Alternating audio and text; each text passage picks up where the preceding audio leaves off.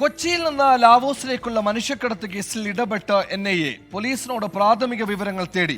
തോപ്പുംപടിയിൽ register ചെയ്ത കേസിന്റെ വിശദാംശങ്ങളാണ് ചോദിച്ചറിഞ്ഞത്.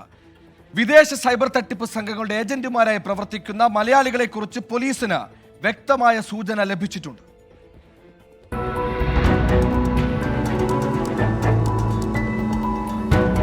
ലാവോസിൽ 100-ലധികം മലയാളികൾ ഓൺലൈൻ തട്ടിപ്പ് സംഘങ്ങളുടെ പിടിയിലുണ്ടെന്നാണ് കണ്ടെത്തൽ.